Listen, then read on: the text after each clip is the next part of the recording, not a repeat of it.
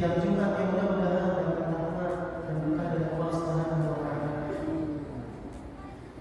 Tiada kalimat yang pantas terucap dari seorang muslim melainkan dia harus senantiasa bersyukur kepada Allah Tabaraka wa taala atas semua limpahan nikmat dan rahmat, taufik, hidayah yang Allah berikan kepada kita hingga hari ini, di hari yang ke-9 di bulan Ramadan. Allah masih mengizinkan kita berjumpa dengan hari-hari yang begitu mulia dan spesial bagi setiap kaum muslim. Tatkala mungkin saudara-saudara kita, kerabat dan yang lain sebagainya, ada mereka-mereka yang dahulu tahun lalu masih bersama kita di dalam Ramadan, qiyam dan isyam bersama. Di tahun ini Allah cukupkan kesempatannya, maka kita yang diberikan kesempatan oleh Allah bersyukur kita kepada Allah Subhanahu wa taala dengan senantiasa meningkatkan iman, amal dan ilmu kita agar kita benar-benar menjadi hamba-hamba yang bersama.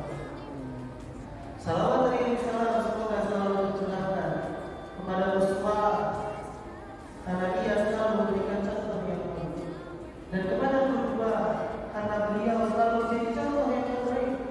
Baginda Rasulullah Muhammad sallallahu alaihi wasallam beserta seluruh para sahabat dan keluarga yang mulia.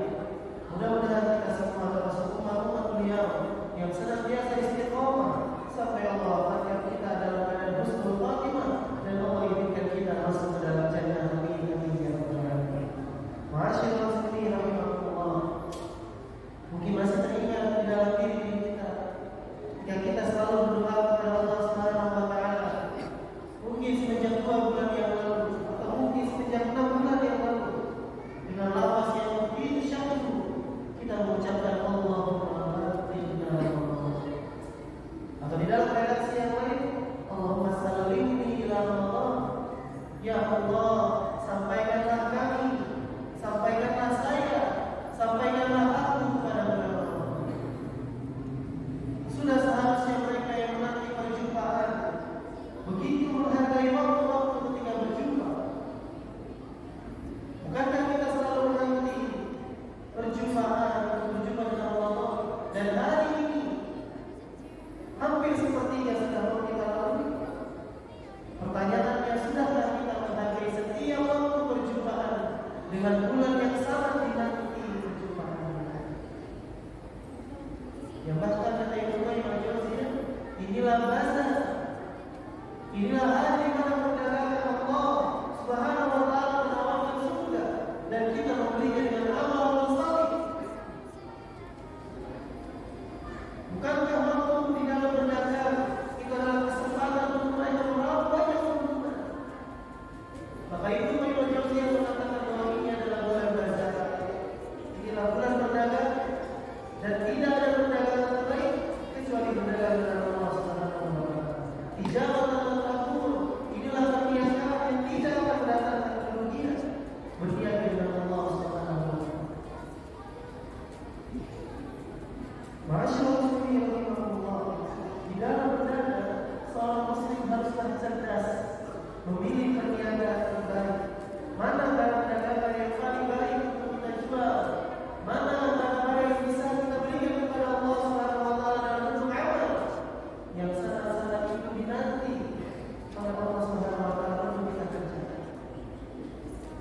Setidaknya di dalam surah ke-35 ayat 29 Allah mengisyaratkan tentang 3 amalan yang diibaratkan dengan perniagaan yang tidak mendatangkan kerugian. Yang ini juga harus kita maksimalkan di bulan Ramadan agar benar-benar bulan ini menjadi bazar terbaik untuk kita.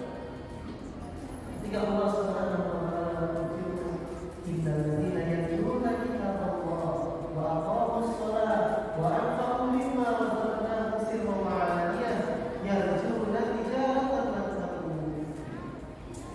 Sesungguhnya mereka yang selalu membaca kitab-kitab Allah yang Al-Quran, mereka yang selalu menegakkan salat, dan mereka yang mengeluarkan infak baik secara terang-terangan atau sembunyi-sembunyi, mereka itulah yang mengharapkan perniagaan yang tidak pernah rugi.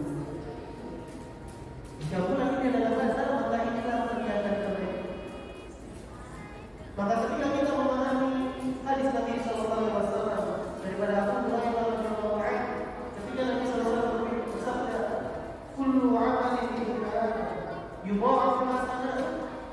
Sesungguhnya semua amalan manusia itu Nabi alaihi salam semua pahalanya dilipat gandakan oleh Allah Taala. Asyhadu amsalina ila sab'ina. Bukan 10, bukan 27. Maka Allah katakan ia bisa sampai 700 kali lipat dilipat gandakan. Illa saum, kecuali puasa Ramadan. Fa innahu li wa ana ajzi. Karena khusus untuk saum di bulan Ramadan, langsung Allah yang akan mengganjar sesuai dengan kebesaran Allah Subhanahu wa taala. Para ulama mengatakan ini bi hisab, tanpa nominal hitungan batasan, sama dengan ketika Allah mengganjar pahala salat dalam surat Az-Zumar ayat ke-10. Innama yuwaffas-sabiruna ajruhum bighairi hisab. Sesungguhnya pahala untuk mereka yang bersabar adalah bighairi hisab. Tidak terhitung unlimited. Maka kalau semua amalan di bulan Ramadan dilipat gandakan bahkan sampai 700 kali lipat, maka mengapa kita tinggalkan? Mengapa banyak waktu yang kita sia-siakan hanya untuk tidur dan bermain handphone kita? Anak-anak, teman-teman semua, jangan habiskan waktu kita untuk main handphone dan tidur. Karena waktu-waktunya sangat terbatas. Dan puasa itu hari-hari di bulan Ramadan hanyalah dalam hitungan waktu beberapa hari saja. 29 atau 30 hari. Inilah waktu yang luar biasa yang Allah tawarkan semua amalan dilipat.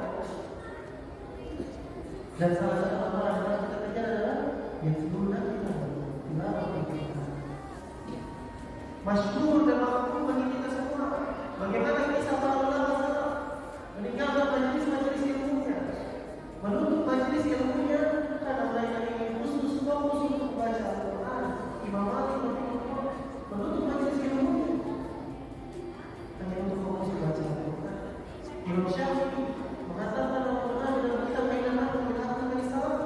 Beliau mengatakan Al-Quran kurang urusan dalam satu bulan, 2 kali dalam satu hari. Beliau mengatakan pagi hari atau di siang hari beliau mengatakan satu kali, dan ketika yang berlain beliau mengatakan satu kali.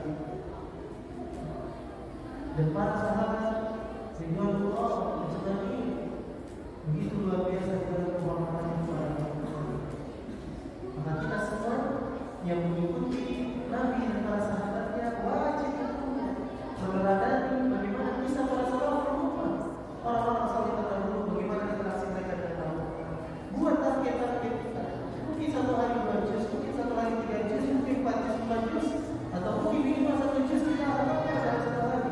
Sehingga dari Ramadan kita mau mengatakan Al-Quran yang selalu hurufnya jika di luar bulan Ramadan saja Allah lipat gandakan 10 pahala kebaikan. Nah, 10 hari kami parku bukanlah hari kami 10, tapi hari Ramadan itu 30. Dan 30 pahala kita dapatkan di luar bulan Ramadan. Maka bagaimana dengan terutama di bulan Ramadan yang di bulan ini Allah turunkan Al-Quran? Maka tentu saja tilawah Al-Quran adalah amal yang sangat baik dan harus kita letakkan di dalam bulan ini.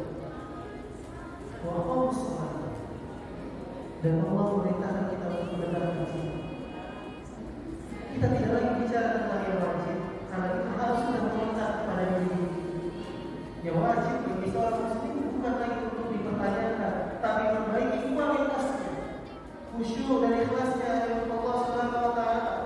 Bagaimana ia mulai memahami semua bacaan-bacaan di dalam salatnya, di dalam gerakan-gerakan salatnya ia memahami betul apa yang diinginkan Allah Subhanahu wa taala. Bagaimana dialog di dalam surat Al-Fatihah antara Allah dengan hambanya.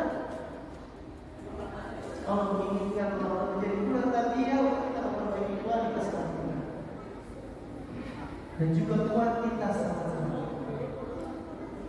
Tetapi dengan salah secara wajib, terkhusus dengan tarawih atau yang bermain di rumah diri. Ketika kita membaca Sahih Bukhari nomor hadis 38 dan nomor hadis 39 tentang mansoma dan manqoma Ramadan, Allah mengikat amalan tersebut dengan kalimat atau dengan bulan Ramadan. Ketika Allah sebutkan mansoma Ramadan, manqoma Ramadan, mereka yang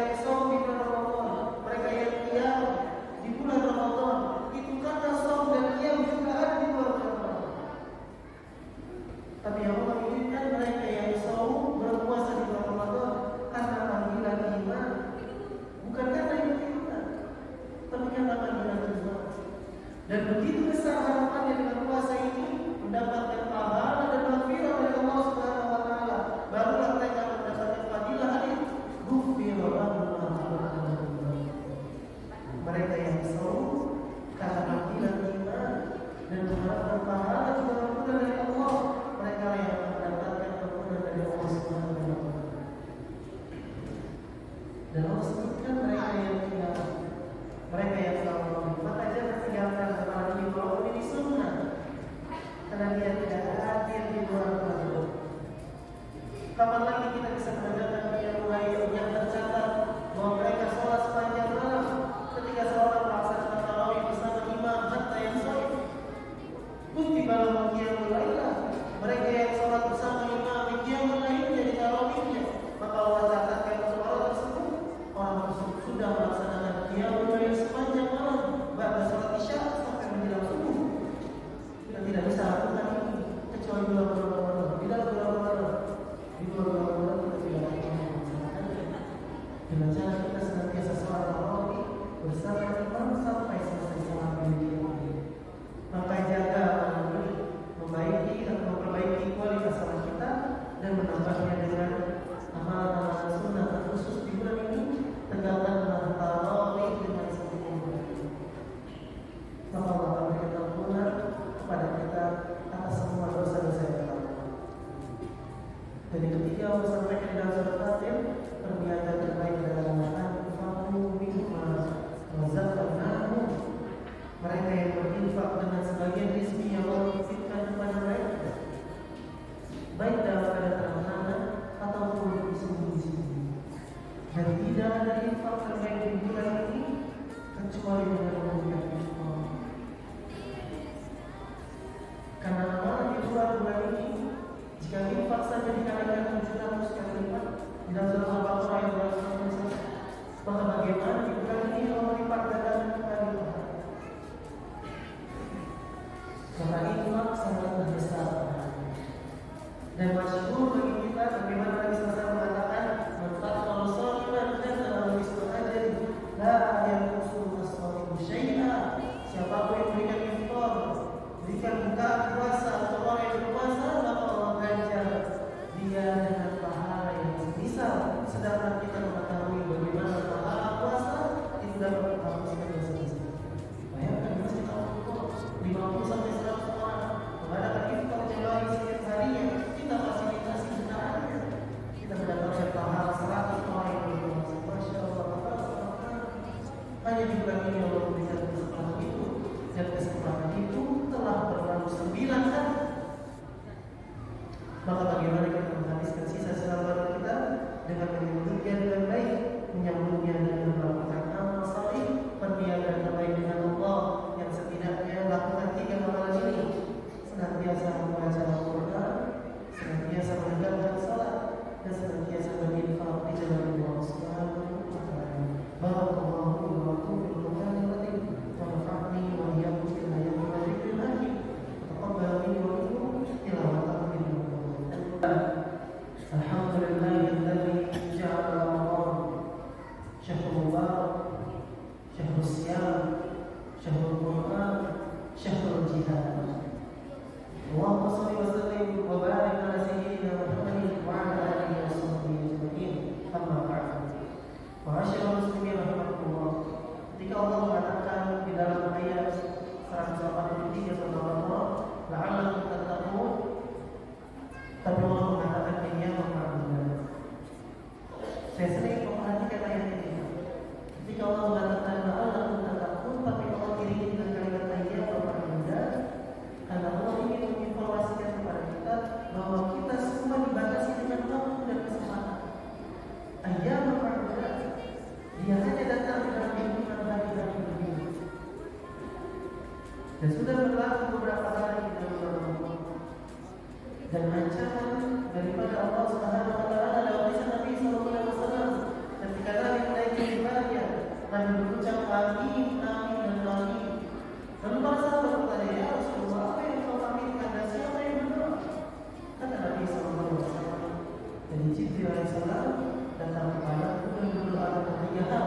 Salah satunya, lebih banyak sungguh celaka orang-orang yang rajul anak ini Allah. Rajul dan orang ini.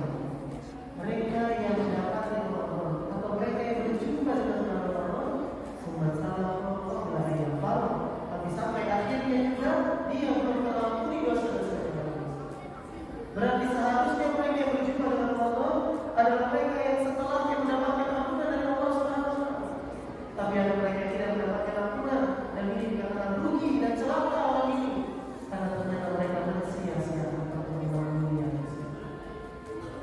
Baik.